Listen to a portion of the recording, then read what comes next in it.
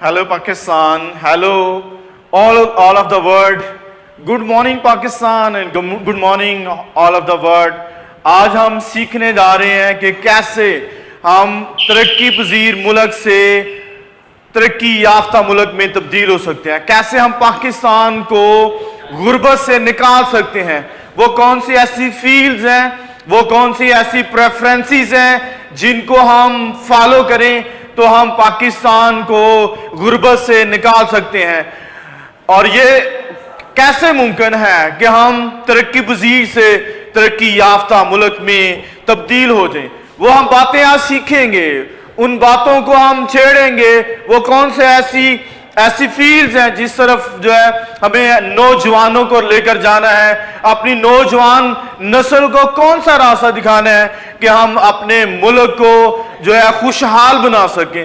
तो खुशहाल बनाने के लिए जरूरी चंद बातें हैं जो हम आज सीखेंगे और वो हमारे उन बातों को सीखकर हम अपने मुल्क को तरक्की याफ्ता बना सकते हैं। सबसे पहले हम बात करेंगे उन स्टूडेंट्स की जो मैट्रिक फेल हैं। मैट्रिक फेल स्टूडेंट्स को कभी भी पूरी कौम के वालिदैन के साथ मैं बात करने जा रहा हूं, पूरी कौम के स्टूडेंट्स के साथ मैं बात करने जा रहा हूं, पाकिस्तानी कौम के तुलबा के साथ, तो तालबा के साथ मैं बात करने जा रहा हूं कि जो मैट्रिक पास नहीं करते उनके साथ क्या सलूक करना चाहिए, उनको कौन सी फील्ड में भेजना चाहिए। खास तौर पर जो बॉयज हैं, जो जिन्होंने आगे बढ़कर अपने मुल्क को संभालना है या एक खानदान को चलाना है, घर का सरबराह बनना है, बाप बनना है और अपने खानदान को चलाना है। मैट्रिक फेल स्टूडेंट्स को हम कौन सी फील्ड्स में भेजें ताकि वो अपने घर को आसानी से चला सकें, मैं उन बातों को आपके साथ बांटूंगा। और जो मैट्रिक फेल नौजवान हैं, खासतौर पर जो बॉयज हैं, उनको मैं टच करूंगा, उनके साथ बातें करूंगा। और वो कौन सी ऐसी फील्ड्स हैं, उनमें हमारे पास पहले नंबर पे जो फील्ड आती है वो है मोटरसाइकिल मैकेनिक। इन स्टूडेंट्स को हमें मजबूर करना है, चाहे प्यार से लेकर जाना है, उनको एक अच्छा मैकेनिक बनाना है और उसके बाद उनको एक खरादिया बनाना है। उसके अलावा हमें उन्हें एक डोमेस्टिक इलेक्ट्रिशियन बनाना है। जब ये डोमेस्टिक इलेक्ट्रिशियन बन जाएंगे तो ये एक काबिल टेक्नीशियन बन जाएंगे। जब ये एक अच्छे खरादिये बन जाएंगे तो एक अच्छे टेक्नीशियन बन जाएंगे और जब ये अच्छे मोटरसाइकिल मैकेनिक बन जाएंगे तो एक अच्छे टेक्नीशियन बन जाएंगे। और जब ये अपने रोजगार को 1 साल के बाद, 2 साल के बाद ट्रेनिंग करने के बाद जब ये फील्ड में जाएंगे, 1 साल या 2 साल की फील्ड में जाने के बाद अपनी फील्ड में महारत हासिल करने के बाद एक अच्छा मुहज़्ज़ब शहरी बन जाएंगे। उसके बाद हम बात करते हैं मैट्रिक पास करने वाले स्टूडेंट्स की। तो मैट्रिक पास करने वाले स्टूडेंट्स 2 किस्म के होते हैं। एक स्टूडेंट्स वो हैं जो साइंस के साथ पढ़ते हैं, एक स्टूडेंट्स वो हैं जो वो आर्ट्स के साथ पढ़ते हैं। और इसके बाद हम एक और फील्ड भी हमारे पास है जो टेक्निकल मैट्रिक करते हैं, यानी जो अपने सब्जेक्ट्स मैट्रिक में या तो इलेक्ट्रिकल का सब्जेक्ट चूज कर लेते हैं, पहले ही मैट्रिक टेक्निकल या टेक्नीशियन बन जाते हैं। और उनके पास ये मैट्रिक पास होने के बाद उनके पास कौन से रहते हैं, इनमें आगे कैटेगरी आ जाती है हमारे पास। इन स्टूडेंट्स की आगे 3 कैटेगरीज आ जाती हैं। इनमें सबसे पहले नंबर पे वो कैटेगरी है जो बहुत ही इंटेलिजेंट स्टूडेंट्स हैं, जिनके बहुत अच्छे मार्क्स होते हैं, जो मैट्रिक साइंस के साथ अच्छे नंबर लेते हैं। उनका पहले ही टारगेट होता है कि मैंने इंजीनियर बनना है या मैंने डॉक्टर बनना है या मैंने डी फार्मेसी करनी है या मैंने जो है वो एक अच्छी फील्ड में जाना है, कंप्यूटर इंजीनियर बनना है। तो वो पहले ही टारगेटेड होते हैं और वो 8th में, 9th में और 10th में बहुत ज्यादा मेहनत करते हैं और वो बहुत ज्यादा नंबर ले चुके होते हैं। और इन स्टूडेंट्स के पास पहले ही टारगेट होता है और इन स्टूडेंट्स को हमें गाइड करने की जरूरत नहीं है, वो पहले ही अपना माइंडसेट बना चुके होते हैं। उसके बाद आ जाते हैं एवरेज स्टूडेंट्स या उससे थोड़े से जो कम एवरेज स्टूडेंट्स होते हैं, जो नंबर पूरे लेते हैं और उनके पास कोई टारगेट नहीं होता, वो कम मेहनत कर रहे होते हैं।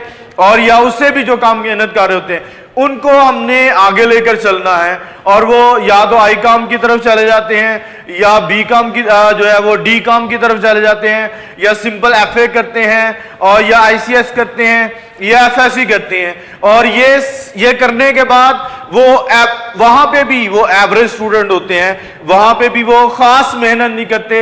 एक्स्ट्रा ऑर्डिनरी स्टूडेंट्स वहां पर भी जाकर नहीं बनते, क्योंकि वो पहले ही एवरेज होते हैं और आगे जाकर क्योंकि वो पहले ही मेहनती नहीं होते, पहले ही हार्ड वर्किंग स्टूडेंट नहीं होते, पहले ही इंटेलिजेंट स्टूडेंट नहीं होते, पहले उनके पास कोई भी एम नहीं होता, कोई भी मकसद नहीं होता कि उन्होंने जिंदगी में क्या करना है, और आगे जाकर भी वो ऐसे ही चलते हैं। तो हम बात करने जा रहे हैं जो स्टूडेंट मैट्रिक के बाद एफए या आईकॉम या उसके बाद आईसीएस है, आईसीएस और उसके बाद एफएससी और उसके बाद हमारे पास आ जाता है डी कॉम।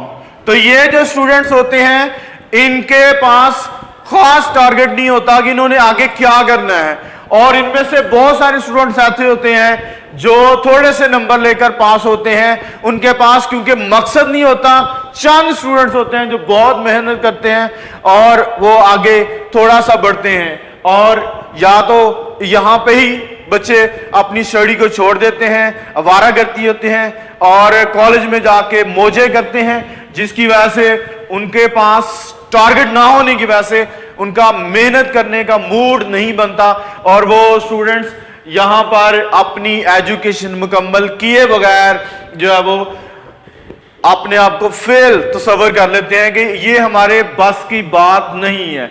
अब ये सारे कोर्सेज वो हैं जो इंटरमीडिएट के बराबर हैं, और आज मैं आपके साथ बात करने जा रहा हूं इनके कोर्स के लेवल का दूसरा कोर्स, और जो है हमारे पास DAE, और ये है डिप्लोमा ऑफ एसोसिएट इंजीनियरिंग। जो ये इंटरमीडिएट है तो ये भी हमारा जो है डायरेक्टली तौर पर एफएससी के इक्वल है। ये क्लियर करने के बाद, ये सारे कोर्सेज करने के बाद, इंटरमीडिएट करने के बाद अगर कोई स्टूडेंट जो है वो प्राइवेटली जॉब तलाश करता है, तो मैं यकीनन ये कह सकता हूं ये ₹12,000 से ज्यादा की सैलरी इनको कभी भी नहीं मिलेगी जब ये फील्ड में जाएंगे, क्योंकि इनके पास कोई भी जो है फील्ड से रिलेटेड एक्सपीरियंस नहीं होता। और जब भी किसी कहीं पे सेलमैन लगते हैं, किसी दुकान पर जाके काम करने की कोशिश करते हैं, और ये 12,000 की सैलरी या मैक्सिमम 15,000 पर जो है ये लगते हैं। लेकिन इसके मुतबादल जो है जब ये DAE के स्टूडेंट्स जो हैं, जो डिप्लोमा ऑफ एसोसिएट इंजीनियरिंग के स्टूडेंट्स होते हैं, ये जो है ये टेक्निकल इंजीनियरिंग करने के बाद यानी मैट्रिक साइंस करने के बाद जो है स्टूडेंट्स जो है डिप्लोमे में आते हैं, और इनके मुकाबले में ये जो कोर्स है इसकी कदर बहुत ज्यादा है। यानी इसके बाद हम जब ये टेक्निकल फील्ड में चले जाते हैं तो क्या होता है, इसके पास दो रास्ते होते हैं। इनके पास सिर्फ एक ही रास्ता है कि इंटर करने के बाद जो है BA करें, BSc करें, और जब तक ये पोस्ट ग्रेजुएशन तक नहीं जाते तब तक जो है इनकी कोई खास वैल्यू नहीं बनती। और जबकि जो DAE करने के बाद जो है स्टूडेंट्स जब फील्ड में घुस जाते हैं तो 1 साल या 2 साल का एक्सपीरियंस लेने के बाद जो है बहुत ज्यादा जो है अपनी सैलरी जो है वो कमा सकते हैं, बहुत ज्यादा पैसा कमा सकते हैं। और जब बहुत ज्यादा पैसा कमाएंगे तो जाहिर है खुद भी खुशहाल होंगे और उनके पेरेंट्स खुशहाल होंगे। जब पेरेंट्स खुशहाल होंगे तो पाकिस्तान खुशहाल होगा। इसमें बहुत सारे किस्म के टेक्निकल कोर्सेज हैं DAE में जो मैट्रिक साइंस के बाद है और डायरेक्टली तौर पर FSC के इक्वल होता है। तो क्या होगा, ये इसके बाद डायरेक्ट ग्रेजुएशन में जाएंगे, लेकिन DAE करने के बाद उनके पास 2 फील्ड हैं, यानी 2 किस्म की ग्रेजुएशन ले सकते हैं, 2 किस्म की फील्ड्स में जा सकते हैं। यानी फॉर्मल एजुकेशन में भी वो जा सकते हैं और टेक्निकल एजुकेशन में भी जा सकते हैं। इनके पास 2 रास्ते हैं, फॉर्मल एजुकेशन चूज कर लें या टेक्निकल एजुकेशन चूज कर ले तो इनके पास दो रास्ते बन जाते हैं डिप्लोमा करने के बाद। और उसके अलावा इसके मुकाबले में ये इसमें 40% जो है वो प्रैक्टिकल्स के नंबर्स हैं और यहां पर कोई भी फील्ड का प्रैक्टिकल नहीं सिखाया जाता। जबकि यहां पर डीएई जो है जो स्टूडेंट्स करते हैं उनको डायरेक्टली तौर पर क्या किया जाता है, उनको प्रैक्टिकल सिखाया जाता है। टेक्निकल एजुकेशन मैट्रिक साइंस करने के बाद फौरन ही उनको मिल जाती है और स्टूडेंट जब फील्ड में जाते हैं बेसिक नॉलेज उनको डिप्लोमे में मिल जाता है और बाकी फील्ड में बहुत सारी चीजें सीखते हैं। और सीखने के बाद जो है वो जो है फील्ड में जाने के बाद अगर इनकी सैलरी जो है इनकी सैलरी स्टार्टिंग सैलरी 15,000 लगती है, लेकिन 3 साल के बाद ये 15,000 से 35,000 पर पहुंच जाते हैं। जबकि ये स्टूडेंट जो है जिनकी सैलरी 12,000 लगती है मुश्किल से 1,000 पर ईयर मिलेगा या 2,000 पर ईयर मिलेगा, मुश्किल से ये 15 से 18,000 तक पहुंचते। अगर मैं मैक्सिमम कंसीडर करूं कि 3 साल के बाद ये वाले स्टूडेंट 18,000 लेंगे, लेकिन ये यकीनन ये मैं कह सकता हूं ये वाले जो स्टूडेंट जो है जिनके पास डिप्लोमा होगा, जिनके पास टेक्निकल एजुकेशन होगी, वो यकीनन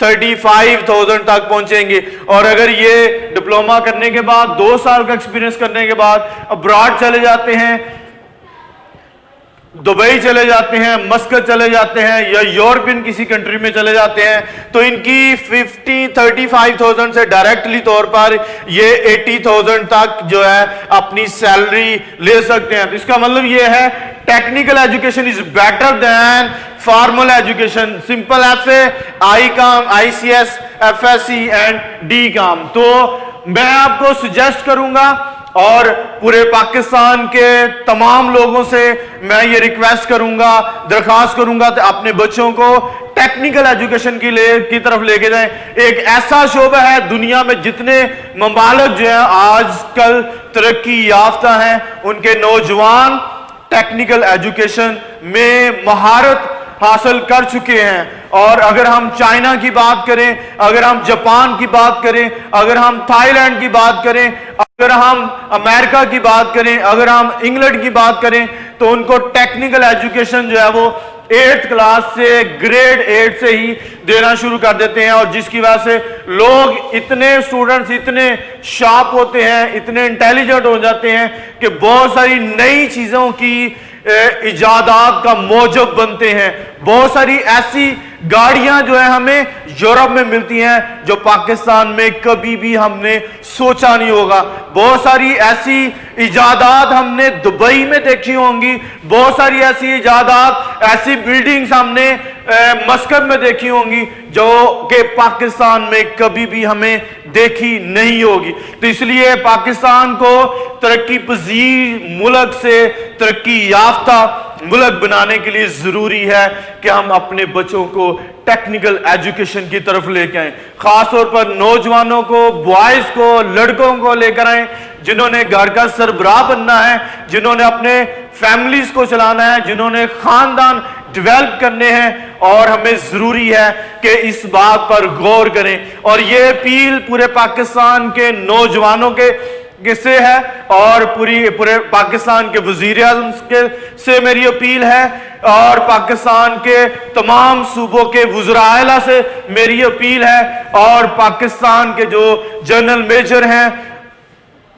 चीफ ऑफ आर्मी स्टाफ है, उनके साथ मेरी अपील है, उनसे मेरी अपील है कि पाकिस्तान में टेक्निकल एजुकेशन को प्रमोट किया जाए। और अगर हम डीए की बात करें तो डीए हमारे पास मुख्तलिफ कोर्सेज हैं।